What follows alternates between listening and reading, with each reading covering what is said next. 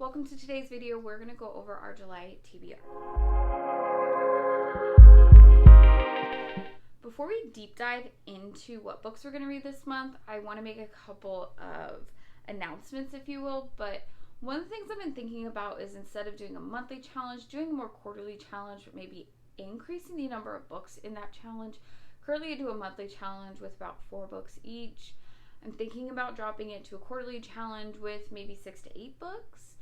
Depending on the challenge and how it goes, there might still be smaller challenges. One of the things that I like is I really like the opportunity to sit with a book and read it. I don't like barreling through books, and I felt like the last few months between Blind Date with a Book, my Book of the Month reviews, and my normal TBR list, which is what I want, and then challenges on top of that, I'm either not getting to books that I want, or I'm really rushing through them and not getting to spend time. I'm more looking at, to stay on track and get all these done, I need to be reading at this pace.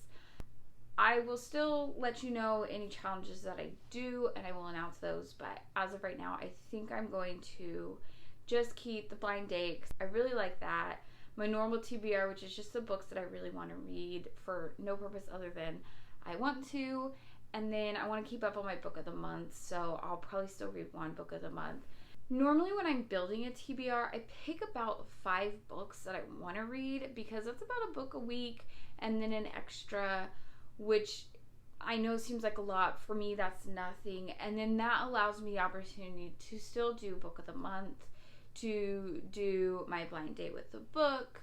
And so that's a total of 7 books right there. And then usually any other books that I'm just like, for some reason, I really want to read those.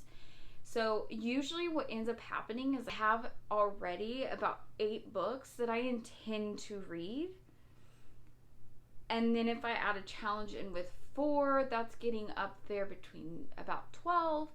And that's about 3 books a week, which I like to stay around the 2 book per week just because I think that that gives me plenty of time to read it and really enjoy the book as I'm reading it, not feeling rushed, and still feel like I can take a break to do something else, like listen to a podcast or watch a movie with my kids or my husband, or just, just not do anything. Just want to put that out there just as an FYI, but there shouldn't be too many really drastic changes. Said, let's actually dive into what the TBR is going to be. And this month, I picked out kind of a blue-yellow theme, completely unrelated. I just was looking at books, and these were all books I want to read, and I like the colors together.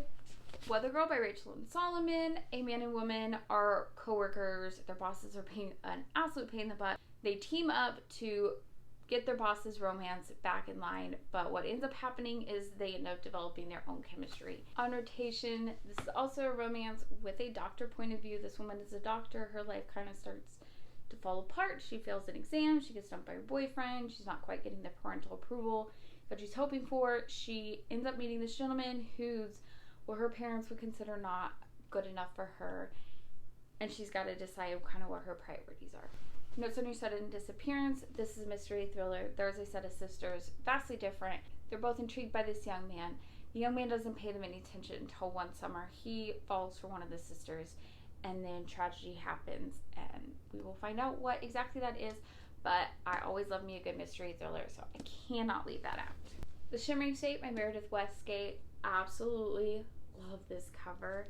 This is going to be what I interpret as a medical mystery. There's people who are going to get treatment for Alzheimer's, but the people who are on the Alzheimer's drug eventually don't remember things, and they're gonna kind of go figure that out. So this one, I like that it's not very clear what's gonna happen. I think that's fitting for what it is, and I'm excited to see that. Backwise by Adele Meyer. This is another mystery thriller. We are going to be pretty heavy mystery thriller. That's okay. Last month was a lot of romance, and I really need some mystery thriller in my life. I also love, this has I don't know, I can't think of the word for that, but like the different edges. It adds to the reading experience. If you know what I'm talking about, you know what I'm talking about. This girl goes back to work for her aunt as a seamstress. Something happens to her aunt and she becomes the lead seamstress.